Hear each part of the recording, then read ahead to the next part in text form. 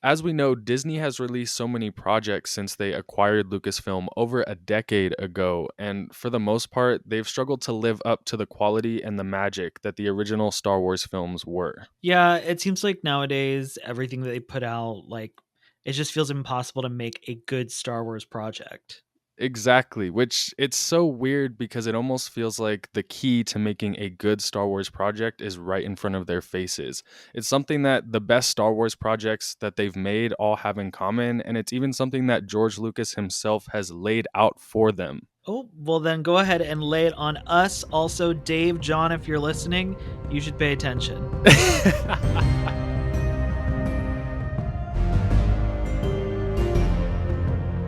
Welcome back to This is the Wayseekers, a podcast for Star Wars fans by Star Wars fans. My name is Austin SWE. I'm joined with my co-host, as always, Scotty Holiday, but also joining us is R2D2 in a Patrick Mahomes Kansas City Chiefs jersey, which can only mean one thing.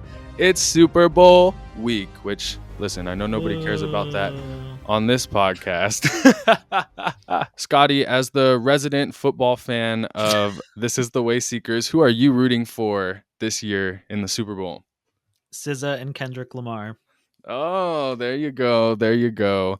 Listen, before you all start clicking off, I promise we're not talking about the Super Bowl today. It's funny because every year that the Chiefs go to the Super Bowl and I have this insane excitement and just, as you can see, I have my fucking room decorated. It reminds me of the enjoyment and excitement that I had for Star Wars as a franchise years Mm. ago and how much that's dwindled over the years because of the quality of things, especially with the introduction of Disney Plus and the way the sequel trilogy went. It's just dwindled my love of Star Wars so much, and I find myself looking for that enjoyment and excitement in other things, like seeing my Kansas City Chiefs go to the Super Bowl. But I want to have that same excitement again, like when I went to the movie theaters and saw Rogue One and felt like I was at a fucking concert clapping with a bunch of other Star Wars fans as we see this big giant battle of Scarif going on. I miss that so much, which is why I want to talk about in this episode of the podcast kind of how the quality has gone with Disney, but also how they can solve this problem because I feel like there's a really obvious solution that Yeah. George Lucas himself has laid out that some of the best Star Wars projects we have all have in common. And I want to talk about it today. But first, I think we should talk about the faults of Disney Star Wars. Yeah, and I think one of the biggest ones that I think of when we mention the faults is the lack of time. And Yes. I don't mean just like runtime, because we all know we've had plenty of episodes where we've all talked about the runtime. It's not our favorite. But Mhm. I even mean the time that they put into creating these projects, pre-production, Mhm. post-production, especially with the special effects and like the VFX artists. I Right. mean, we all saw Skeleton Crew and how amazing it looked. We all saw the Obi-Wan Kenobi series and how that looked. So Yeah. there's definitely things that happen beyond the scenes that we don't know. But one big thing, like I said, is with the VFX stuff, please give people more time. Mhm. Please take more time to put these series together when it comes to writing them. Right. Writers' rooms, we've talked about that a lot. We know the Acolyte had one. Yeah, the writing on that still is kind of. So Right. just give these more people, give them time to cook. You know what I mean? Yes, exactly, exactly. How about more time into the thought behind the series and, before they just go prematurely announce it and then it gets canceled and then they just look ridiculous. Like they never Yeah. have any Star Wars projects coming out. Even though they have an overabundance, probably too many Star Wars projects coming out, it almost feels like they don't because half of their projects still get fucking canceled somehow. Yeah. And also, like you said, the actual time for production, it's just insane to me because when The Force Awakens came out and The Last Jedi came out, both movies took 3 years to make and complete and write and all that. So how is it that something like The Mandalorian season 2 and The Book of Boba Fett that are 4 times as long as those movies, why is it that they're being done in 1 year? Their entire production of shooting, post-production, writing for their 8-hour project all in one sitting in 1 year. It's just how is that even possible? It doesn't make sense, right? No, and the big thing that always it kind of stresses me out as a fan at this point, and I don't even necessarily like to do this with myself because I know how it goes. You set Mhm. a date and you're say, I'm going to put out, like, for example, if we do YouTube, we're going to Mhm. bank this video on this topic and we have to put it out on this date. Right. And, it's smooth sailing and then things happen and then the date's getting closer and closer. And you're like, oh my God, I'm nowhere near where this needs to be. And then you're making the thumbnail, at 4 a.m. and the video is supposed to go out 3 hours later. Right. So when even with the new movies that they have coming out, like they're setting these dates at 2026, 2027, 2028, Mhm. whatever they are now, because they've already shifted as we've Right. seen. Exactly. It's just like, do we need to set these dates? Because then we as the fans, we're already unfortunately getting used to these projects getting canceled either publicly or privately. Mhm. And then it's just like, oh, well, that date's coming up and we've seen no trailer. We've heard nothing about this movie. Like with the Ray movie, for example, it Mhm. just got a new writer. It's Right. like these movies aren't even going to make the dates they originally set. It's like Mhm. they're shooting themselves in the foot with Exactly. these crunching this lack of time. Just give yourself time. That's how you make a good story. Exactly, because it affects every single department that they have, like you mentioned, the VFX. But another huge part, the writing itself, because I think something else that's been lacking in the modern Disney era of Star Wars is the lack of interesting characters and the lack of character development. Because even when they do introduce an interesting character, we don't really get to see that character go anywhere. There's a few examples that I can think of where there was maybe some good character development. The Mandalorian, for example, with Din Djarin in season one, Mhm. that is good character development, and it's not just taking a character from one end to the other and not exactly showing how they got to that point. Like Yeah. Riva from Obi-Wan Kenobi, for example. You can say that over the series she developed, and I would definitely agree with that, but I feel like there's not enough substance to show us why. Yeah. Why did she join Darth Vader and the Inquisitors? And what was her motives the entire time? It was very confusing because there just wasn't enough substance put into that story. So then when she is eventually redeemed, it's like, okay, I can see there's something here, but how did we get to this point? Yeah. No, I completely agree. And I think that it's good that we're talking about time and characters back to back because Hmm. they relate so much to each other. Right, Because I can see, like you just said, I see the point A and the point B. right. It's how we're getting there that's not having enough time spent on it, not enough development. And I don't necessarily agree that we don't have interesting characters. Hmm. I think that they've set up lots of cool archetypes, Hmm. but we don't get to know anything about them. We don't get to sit with these characters. Right. So then they become uninteresting. I think they Exactly. have like the skeleton of being a really interesting character, Mhm. even if it's not visual, even if it's just a plain old human. Right. Like, for example, I loved keeping it with Obi-Wan. I loved Taladurith, played by Indira Varma. Great Uh-huh. character. I even felt had some emotional moments with her. Right. But like she shows up in 3 episodes and then she's dead, and that's Right. the first and the last we've seen of her, and it's just like, Right. it leaves us wanting more, and it makes those emotional moments not feel as emotional. Right. And we all know the biggest offender of maybe killing off characters too early without letting them develop or do something interesting enough. The Acolyte. Yes, it was very shocking to see the murder of Yord and Jecki, but those characters went fucking nowhere after having interesting arcs set up. Like Yeah. Yord, for example, I thought that there was like some interesting ties maybe into the type of Jedi that Anakin is, maybe some parallels there. He was very by the book. I felt like we were really going to see something come of that. And then he's just dead. And I understand that that's part of the shock, but there's just other ways to shock us and get us Well, more intrigued and involved. it comes down to, I want substance over shock. Exactly. And Exactly. speaking of the Acolyte with Jecki, she Hmm. got some development too. Her and Osha kind of started to bond a little bit. We Right. saw parallels between, them both being Soul's apprentices and things that they may have had in common. Hmm. And then she gets stabbed 3 times in the episode Right. after having some killer choreography. But Hmm. it's just like, girl, where'd you go? Right. Like I was just starting to get attached. Yeah, exactly. There's just not enough. And I think another good example to bring up here is Ahsoka in her own series, where Oh. she has to develop from kind of these issues that happened off screen in between Rebels and Ahsoka, with like Sabine and training Sabine as a Jedi and feeling like she's not good enough, like she's going to become Anakin Skywalker, her master. We see this character development with episode 5 Shadow Warrior and how she has this like rebirth, but there's again just not enough substance to where it's like, okay, what exactly was her issue and how did she overcome it, and how is that leading her life going Well, forward? don't It just didn't work out for me.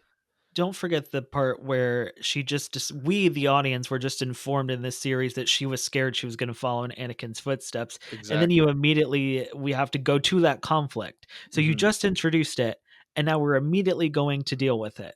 And Exactly. sometimes that works, but for more like philosophical, mental, traumatic like Hmm. themes, I think you need more time with that. Plus the fact, and I don't want to harp on this, but the development that Ahsoka has had as a character up until this point, Hmm.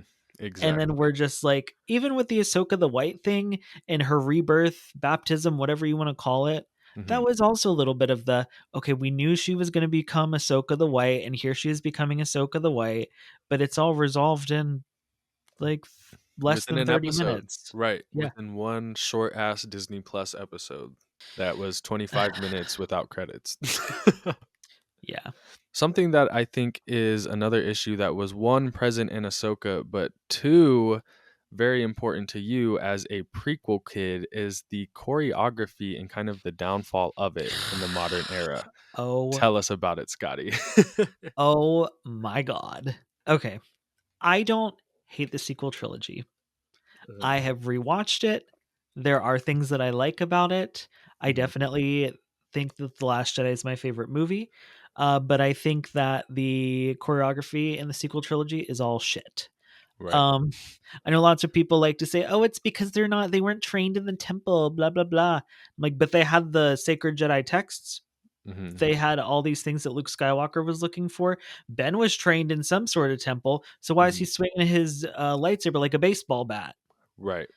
And then the worst thing about it too is, speaking of the prequels, we had the Obi-Wan Kenobi series, and people online were literally like, why is Obi-Wan swinging his lightsaber like a baseball bat? And Mhm, seeing it literally bounce off of stormtroopers in right. the Fortress Inquisitorius. We all know the scene that we're talking about. Yes. And it's just like, I don't think it comes down to the actors aren't capable, because Mhm, Ewan McGregor and Hayden Christensen proved that the actors can become capable of exactly. dueling. We saw it when Hayden and Ewan went up against each other at the end of the Obi-Wan Kenobi series. Right. We saw that there is a good possibility to make good choreography with the Acolyte. Mhm, That was so refreshing. I yeah. think that's one of the highlights for the series with me. No, not only did we get a series with more Jedi, but we got killer choreography where Mhm, lightsabers worked properly. We actually saw the characters seem like they were actually fighting and yes. not just like hitting steps on the floor. And then Mhm, compare that to the Ahsoka series, where Balin gets a pass because he's just like a brute. right. So the way he moved made sense to me. But when I'm watching Ahsoka, the Ahsoka. I don't know Right. lightsaber forms like that, or else I would point out her lightsaber form. But there's lots of martial arts involved, and Yeah. flips, and jumps. And Yeah. yeah, I know you can't do some of that in live action, but when I'm watching Jackie spin around like a windmill with and dual wield, and I Right. think to myself, that looks like Ahsoka out of the Literally Clone looks like Wars. fucking Ahsoka, right, like I'm watching a scene from the Clone Wars. And then I see Rosario Dawson just like holding her lightsaber like she is literally in A New Hope, Alec Guinness, Obi-Wan. And I'm just like, Oh, no. girl, there's no wire up your sleeve. You can bang the blades up against each other with some force. I know they want to go for a whole samurai thing, but if I don't see a reverse grip from Mhm. that woman, Right. I am going to go insane. Right. Yeah, it doesn't even feel like Ahsoka, and you'd think something like that would be more important to Dave I Filoni. literally. who's been with the character since like 2003 when they were first coming up with her. Right, exactly. And isn't it his name is Nick Gillard, right? That did the choreography for the prequels, right? I talked all this shit. I don't know any of these people's names or what their Okay. lightsaber forms are. I'm so sorry. I'm pretty sure his name is Nick Gillard, and he's still available to work as a choreographer. I don't see why they didn't get him to come in for like the Obi-Wan Kenobi series, because like you said, we know Ewan and Hayden are very much capable, and I still think even some of the choreography in that show was really bad. I mean, I think of the moments where like Obi-Wan's like swinging the lightsaber behind his back and shit, and Darth Vader's just in front of him, and I'm like, what the fuck is going on here? The sequel trilogy, I disagree with you a little bit, just because I think that there are some You're good right. fights, I'm and sorry. I'll go back. The Last Jedi throne room scene, amazing. The choreo, amazing. The Rise of Skywalker is the one that's egregious. yeah, and I mean the Last Jedi one. There's a lot of issues with the throne room fight. The one that I always think of is the Rey and Kylo Ren duel, because yes, it's messy, but kind of that excuse that you brought up before. Rey isn't, a trained Jedi. Kylo, he has much more training, and I don't think that excuse works for him. But I think he was moving around good, and then the choreography with Rey, she's very much defending herself, blocking herself. I think it looks good, but let me not shit all over the point of talking about the shitty choreography in Star Wars. Well, I'll continue. So, even going back to Ahsoka in Shadow Warrior, Hayden's moving in the world between worlds. Oh He's doing yeah. some stuff, and then Rosario Dawson is just like Hmm. hitting his lightsaber every few times to like make it look like she's blocking, and I'm like, this man could literally chop you into pieces right now, and Right, you're like not even really putting up a fight. Like, he's right, going so easy on you, which was not what they were trying to convey. She's supposed to be fighting for her life because right. she, what does she say? She wants to live, Hmm. or I choose to live. Oh Lord, yeah, the wonderful dialogue of the Ahsoka series. But I think it shows a huge major difference between how they trained Hayden Christensen and the actors in the prequel trilogy. I mean, I'm sure you've seen the behind the scenes documentary of The Phantom Menace and Ewan McGregor, Liam Neeson training with Ray Park, who, mind you, they casted the villain not based on his acting abilities, but based on his stunt performances. Yep, It's it's it's just a night telling. and day difference, you know what I mean? And I think Star Wars is really known for its fights and how visually pleasing they can be, and I just think that's something that is severely lacking in the Disney era. Yeah, let's not bring back the phrase the rematch of the century. Oh god. Yeah, absolutely not. I'm tired of the nostalgia-focused bullshit that Star Wars has become. It's so weird. It started with The Force Awakens where they're like, "Okay, we have a new Star Wars movie coming out. Let's just reinvent the Empire and the Rebellion." And now we have the First Order and the Resistance. They got the same fucking ships. They got the same conflicts going on. The same characters are involved, except Luke Skywalker's absent because J.J. Abrams didn't know how to write him into the story without overshadowing his precious new characters. Well, Fuck you, JJ. don't forget the super weapon too. Right. They How gotta could we blow up the forget? super weapon. The third fucking Death Star. Yeah, and it just started this trend where Star Wars is just nostalgia, nostalgia, nostalgia. I think of the Obi-Wan Kenobi series where the entire fucking show's premise is just like, remember Ewan McGregor playing Obi-Wan Kenobi in the 90s when you were a kid? The early 2000s when you were a kid, like, come on, like that is the entire premise of the series, and you only get little glimpses of like good ideas there could be, but they're just more focused on the rematch of the century rather than telling a good story about Obi-Wan Kenobi overcoming his depression and the things that he went through in Revenge of the Sith. But, Yeah. what's the point of that when we can just have a grand old adventure with him following around Princess Leia of all characters, because, we just need more connections to the original trilogy. But don't forget all the connections, none of the trauma. Right. Exactly. Exactly. Take out the interesting part of like dealing with all the trauma that they Mhm. as characters would have, Right. and Oh It's god. just base level, like, oh, well, these characters, got to meet in between the movies. Oh, isn't that so interesting?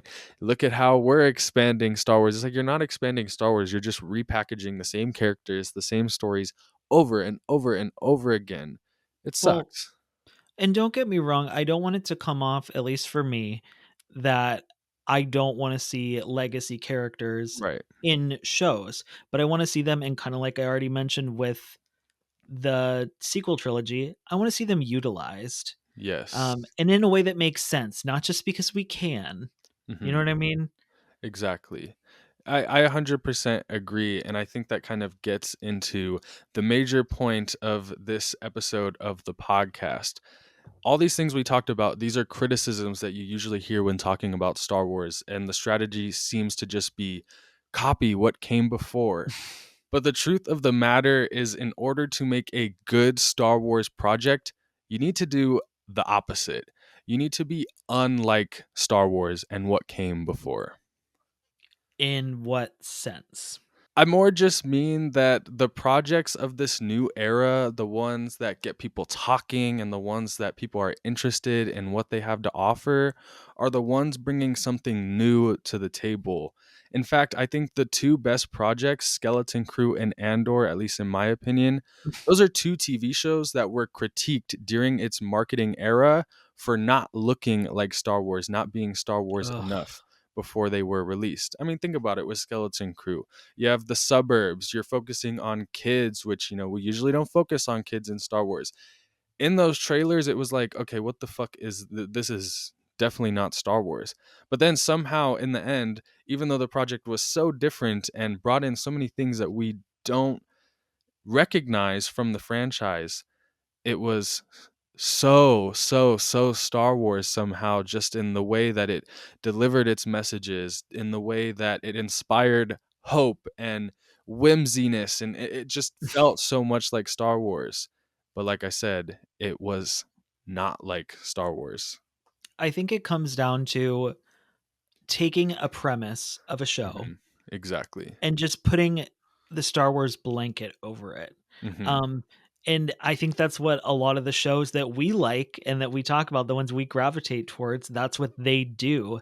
Mhm. And they take the themes of Star Wars versus just saying, look, it's Star Wars, Right. lightsaber, Luke Skywalker, you love this, right? Exactly. And instead, they give us something new and Mhm. weave the themes that are so integral to Star Wars into Right. that project. Right, absolutely. And like you mentioned before, that's not to say we don't want to see legacy characters again, because there are ways to take characters we know of and characters we've seen before and just make something new out of them. Mhm. Andor is a great example of that. Yeah. Andor brought in a much more serious tone to Star Wars than we've seen before. It hyper focused on the political thriller aspect of Star Wars, which isn't something that wasn't in Star Wars before. It just hasn't been at the focus as much as this series was. And then you Yeah. have characters like Cassian Andor, the titular character, who is a character we've obviously seen before in Rogue One, Mhm. but we get to see this new side of him and this new side of his life. Mon Mothma, these Mhm. characters are not new, but they feel new, you know what I mean? Like, I Yeah. feel like I met a new character with Cassian Andor while still following in line with what I knew from Rogue One. Mon Mhm. Mothma the same way. We didn't know that she had a family. We didn't know that she, was literally is possibly going to put her daughter on the line to save the rebellion. We never got to see those side Yeah. of things, and it's something so different from Star Wars that it somehow feels so Star Wars. And Andor was the same way as Skeleton Crew during the marketing, during the trailers, even during the series release. People were like, it doesn't feel like Star Wars. There's no bricks and screws in Star Wars. Ugh, I knew that was gonna get brought up at some point. But you see the pattern I'm starting to see here, where it's like the best projects kind of have these accusations of not being Star Wars enough. And it's something that even George Lucas himself says Star Wars is. It was his biggest criticism of The Force Awakens, which Bob Iger said himself in his autobiography, which, by the way, the shit that Bob Iger admits in his autobiography, I think that that man is an actual Disney villain. Um, Scum. so it makes sense that he's the CEO of Disney, but he says in his book, "There's nothing new," George said. "In each of the films in the original trilogy, it was important for him to present new worlds, new stories, new characters, and new technologies. In this one," he said, "there wasn't enough visual or technical leaps forward." It's very much anti George Lucas to, make an Obi-Wan Kenobi series and just focus on the fact that you got Ewan McGregor and Hayden Christensen back. George Lucas wants to see you do something new. And again, falling in line with what we said, George Lucas, he was going to make a sequel trilogy with Mhm. Luke, Leia, and Han and all these returning characters, but he was going to do something new because that's what George Lucas always did. Disney said they wanted to do something for the fans, which sounds all nice and dandy. But what they really mean is, we're just going to repackage the shit you had before and present it to you as something new. George Lucas still cared about the fans, but he understood that his story came first. When the prequels came out, imagine if he never broke the mold of the original trilogy, because the prequels are very, very, very, very, very fucking different from the vibe of the original trilogy. And now those things are essential to what Star Wars is. There's so many things from the prequels that people are like, yeah, that is what Star Wars is. That's what I think of when I think of Star Wars. It would have never existed if there was never an opportunity for George Lucas to expand Star Wars in the way that Disney could do if they wanted to. Yeah.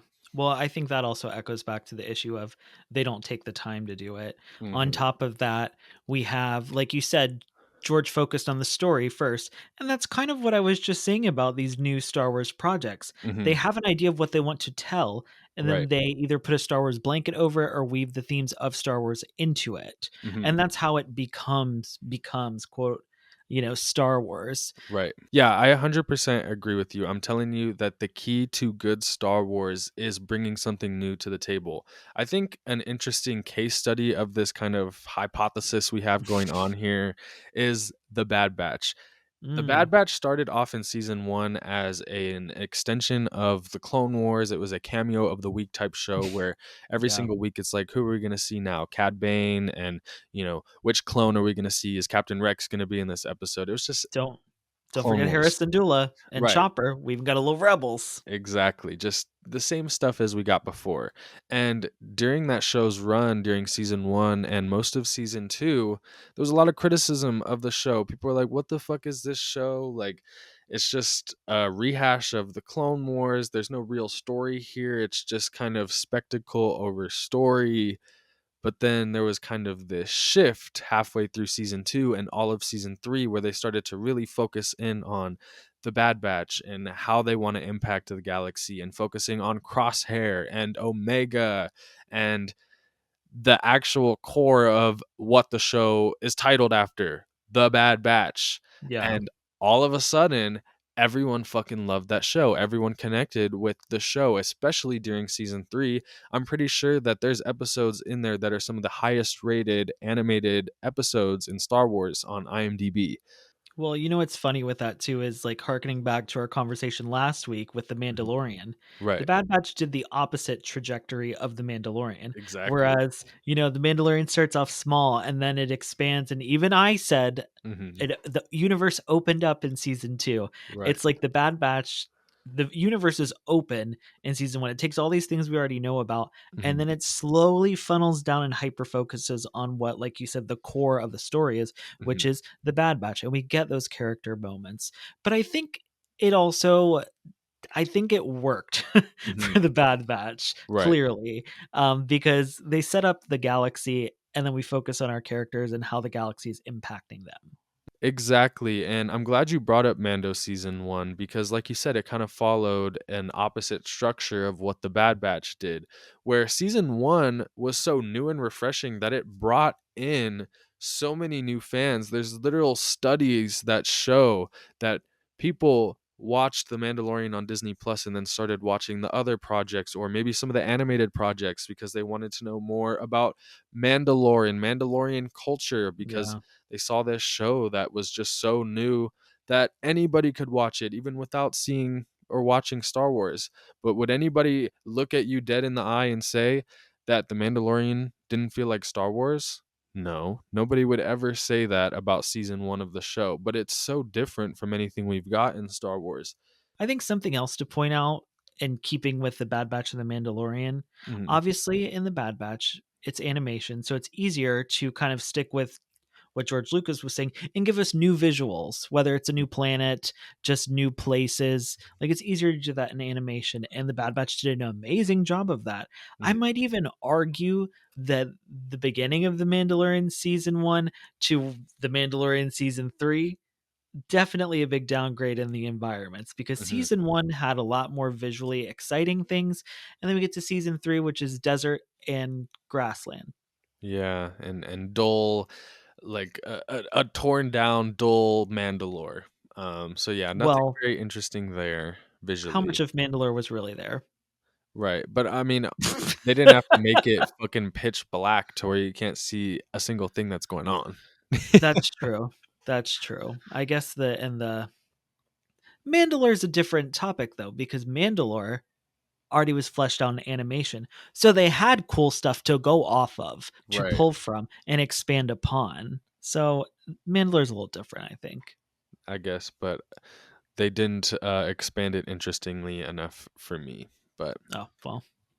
But yeah, to wrap all this in a tight, neat little bow, Star Wars needs to be different. The best projects in the franchise, Skeleton Crew, Andor, The Bad Batch, The Mandalorian Season 1, are projects that are bringing something new to the table while still speaking the language of Star Wars. And I think that if Disney were to start focusing on more stories like that and hiring more people like John Watts, they will start to see Star Wars rise up so much more in popularity, and people will enjoy this franchise so much more than they have been the last decade. I love that. They just need to speak the language of Star Wars. That's such a good way to put it. I'm so mad. I kept saying blanket, and you're like, they just need to speak the language. Maybe it's because you don't speak the language. That's a motherfucking lie. That is a lie. Well, before we start fighting about it, Scotty, why don't you send us out of here if there's nothing left? Make sure you follow us on social media at Wayseekers Pod so you never miss out on our amazing Star Wars content. Thank you all so much for watching, and as always, may the Force be with you.